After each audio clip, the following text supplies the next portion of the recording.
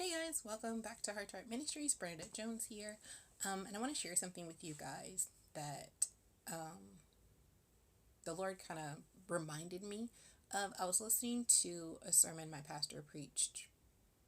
I don't know if it was recently, but I was listening to just a bunch of previous sermons that he had preached, and he was preaching on the story of Joseph. I believe it had to do with vision, so it had to be within the last 2 months. And there was something in while I had been reading the story of Joseph years ago that the Lord reminded me that he pulled out. And I want to, if you don't know the story of Joseph, I would encourage you to go read it. It's in the book of Genesis. The part I'm specifically going to read is out of Genesis chapter 41. But if you've been in church long enough, you know the story. And we know people talk about the phrase of going, from the pit to the palace. And this part of the story, Joseph had been thrown in jail. He originally had a dream. His brothers didn't like him for the dream because the dream was about him, being a ruler, and he was only 17, so he didn't know. And there was, naivety of him telling his siblings and him not really understanding it. And they already didn't like him and were, jealous of him. So they ended up throwing him in a pit and, selling him off. And then he ended up in Potiphar's house, which I believe is an Egyptian, and being a servant in his house, being not just a servant, but a servant in a leadership position in Potiphar's house. And then from Potiphar's house, he gets lied on, accused of sleeping with Potiphar's wife, and then he ends up in jail. And even in jail, he ends up in a leadership. You're in jail, but you're a leader within the jail. And he interprets two people's dreams, the butler and the baker's dream while he's in jail. Fast forward to where I'm about to read to is we get to Pharaoh. Pharaoh has a dream and nobody can interpret it. And so finally, I think it's the butler goes, "Oh, I remember this guy in jail. He interpreted my dream and the baker's dream, and they both came out the way it is." So, Genesis 41, verse 14. Then Pharaoh sent and called Joseph, and they brought him quickly out of the dungeon. And he shaved, changed his clothing, and came to Pharaoh. And then I want to switch to the story of Esther. And if you don't know the story of Esther, you can read that in the book of Esther. Pretty much tells the whole story. But in a nutshell, with that, the current queen got kicked out. And there's a story behind that, so I encourage you to go read it. And so the king is in search of a new queen. And so all the eligible maidens in the land are gathered up and brought to the palace. And the scripture I want to focus on is in Esther chapter 2 and verse 12. And it reads, "Each young woman's turn came to go into King Ahasuerus after she had completed 12 months preparation according to the regulations for the women. For thus were the days of their preparation portioned 6 months with oil of myrrh and 6 months with perfumes and preparations for beautifying women." So even with Esther, there was a preparation process. And so really what I want to ask is, are you prepared for the palace?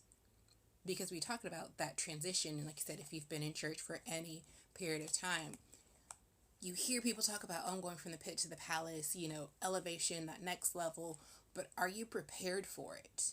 Because in both of these stories, they had one day, one shot, one chance in front of the king, and in that one shot, that one moment was promotion. In that one time Esther met the king, she became queen. In that one time Joseph met the king to interpret his dream, he became pretty much second in command, second to Pharaoh, over everything in Egypt. But imagine if he wasn't shaved, if he didn't change out of his clothes, if he went looking like a prisoner. You can't get to the palace looking like a prisoner. You've got to change. And even along Joseph's journey, there was still preparation of him being in leadership roles and leadership positions and learning leadership. But when it came for that transition to the palace, they couldn't just pull him out of the dungeon and then put him in front of Pharaoh. There had to be a preparation. It was, you got to shave. You got to change your clothes. Probably bathe too in the process. But there was still a change that needed to be made. He couldn't go to Pharaoh looking like a prisoner. He had to be presentable. Even the same thing with Esther. She couldn't go in front of the king looking any kind of way, looking the way she was picked up. 12 months of preparation. 12 months in that instance for one day. So are you prepared for the palace? Are you preparing for the palace? And what does that look like? That can be anything. Does your character match for where you're going? Does your work ethic match for where you want to be? Because, a lot of people on their jobs, you want the promotion and everything, but your work ethic is horrible.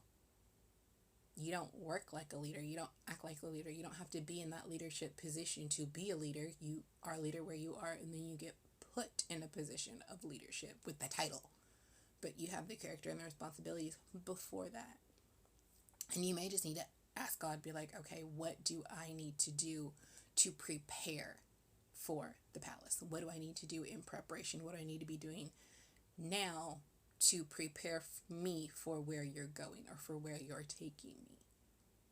And so I really want to challenge you with that is, are you prepared for the palace? You can't just go to the palace any kind of way, because again, we quote all the time, your gifts will make room for you, and that's great, but are you ready for that arena?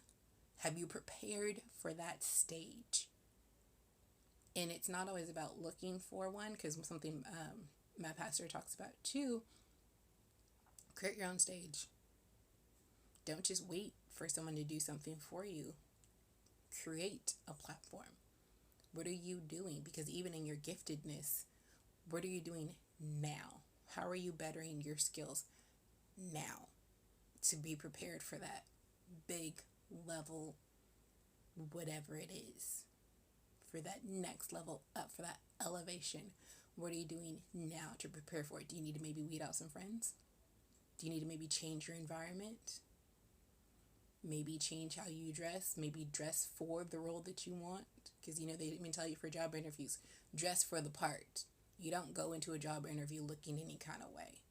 You don't go in some shorts and a tank top and, your sunglasses on your head and just whatever. No, you go dressing nice, because you will have one shot to get this job.